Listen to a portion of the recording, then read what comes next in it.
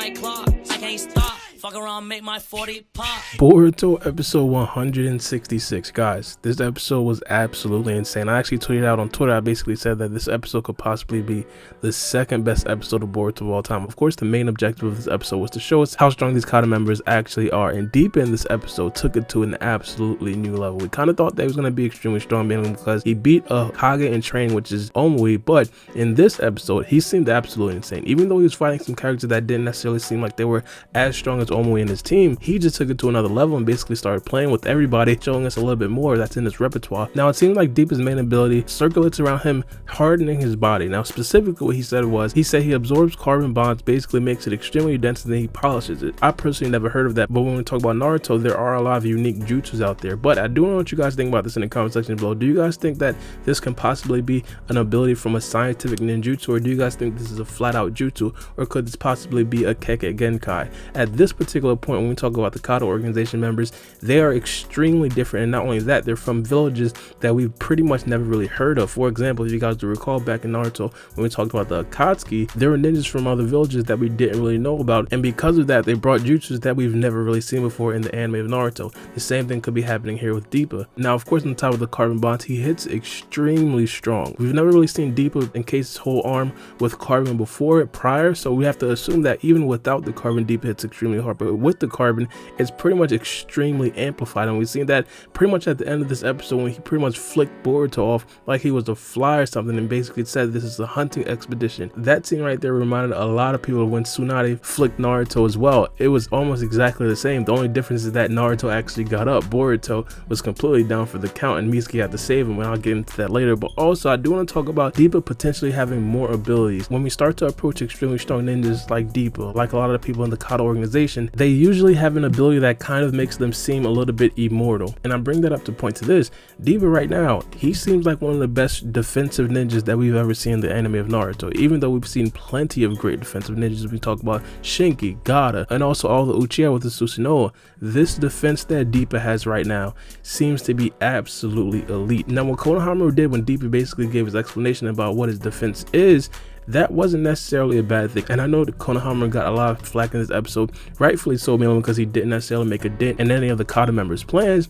But one of the best ways to break a carbon bond is by burning it. And what did Kona Hammer try to do? He used a fire style jutsu. Now, it just turned out that that fire style jutsu right there wasn't necessarily strong enough.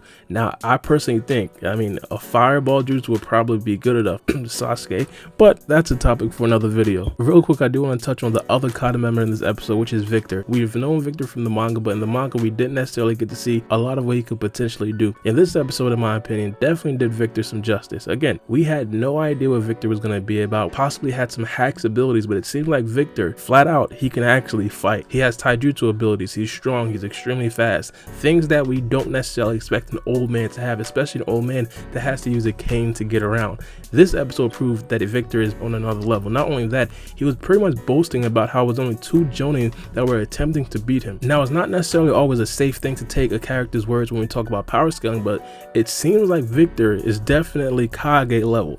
Definitely Kage tier if he's saying only 2 jounins. Like, what is this gonna do to me? And also, it seems like this Victor is kind of like out of his prime, which means that when he was younger, he was a lot better. But one of the things that I do want to add is the fact that I don't think that we've ever really seen any scientific technology from these 2 Kata members as of yet. Now, 1000%, I understand that is definitely debatable, mainly because Deepa has this hardening ability, and also Victor pretty much split his arms into 2, or excuse me, split his arms into 4. But regardless, it doesn't necessarily seem like any overtly obvious scientific technology that we did see from Deepa and Victor, and because of that, it's very possible that they didn't necessarily show us anything. And as I said before, in terms of Deepa basically not showing us everything, they can possibly have a lot of trump cards in their back pocket that could potentially beat a lot of the higher level ninjas and possibly even rival Naruto and Sasuke, which is absolutely insane to think about at this particular stage in their development. Also in this episode, Mitsuki finally used his Sage Mode. I feel like every time the Sage Mode actually comes up, the Boruto writers give new reasons why Mitsuki can't necessarily use his Sage Mode. Just what we know is the fact that Mitsuki Mitsuki tapping into Sage Mode is definitely not going to be a regular occurrence, and rightfully so, man, because Mitsuki could just step into Sage Mode all willy-nilly. Boruto will probably have no hardships in his life and in all of his missions, or Mitsuki would probably never be with Team 7, mainly because they'd have to give Boruto and Sarada some sort of character development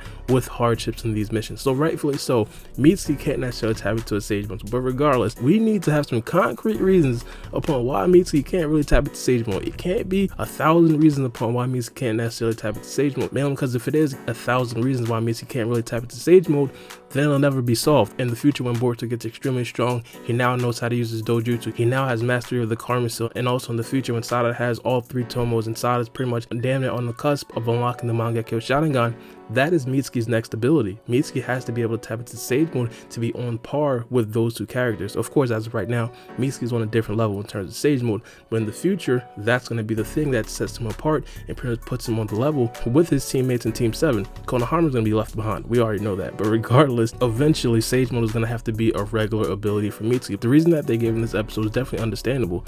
Mitsuki's Sage Mode basically looks like a chakra mode, and if you guys know chakra modes, that takes a lot of chakra. Like, a lot of chakra has to be expended for anybody to pretty much hold up that form. The only 2 people that we know of that pretty much has a chakra mode is Naruto and Tonetti. Naruto, automatically, he has a bunch of chakra, and also Tonetti, he's a full-blown Otsutsuki member. Those 2 people have a bunch of chakra, but in terms of Mitsuki, he's in like a regular Genin's body, so he has to maintain that amount of chakra. This episode also showed us both of his Sage Mode forms. I feel like a lot of people didn't really understand this the first time that we did see Mitsuki in Sage Mode. He had a horn, but in the second time that we did see Mitsuki with the Sage Mode, when he basically had to use it versus Lord Ku, he didn't have a horn. Now, of course, that was extremely confusing. I was personally confused as well. I thought that could have possibly been just an animation glitch or an animation mess up, but it turns out that nah, that's actually a real thing. Mitsuki actually has 2 separate forms in Sage Mode, and of course, it seems like Mitsuki, when he doesn't necessarily have the horn, he isn't necessarily emitting as much chakra and isn't necessarily as strong as he is with the horn. Now, of course, that could possibly be an in-between where Mitsuki could possibly try to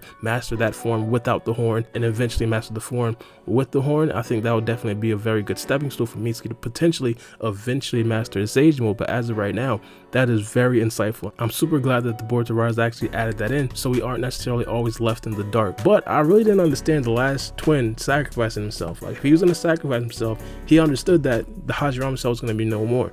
Either way, he was going to fail the mission. So why, you feel me, why sacrifice yourself at that particular point? That kind of makes me think that the other brother is probably not dead. He probably just knocked out or something. I don't know. But regardless, this episode was definitely a very good episode, as I said, but arguably the 2nd greatest episode of Boruto thus far. But let me know what you guys think about this episode in the comment section below and give me your opinions. Do you guys think that Deepa probably has some other things in the bag? And also, do you guys think that Victor and Deepa could potentially also be enhanced with scientific technologies on top of the abilities that they already shown in this episode? But also, let me know what you guys think about Kona Hammer this episode. I know he caught a lot of flack, him basically not making a pretty big impact in the COD organization's plans and schemes, but it's me, your boy Baara B, and we out. It's a knife.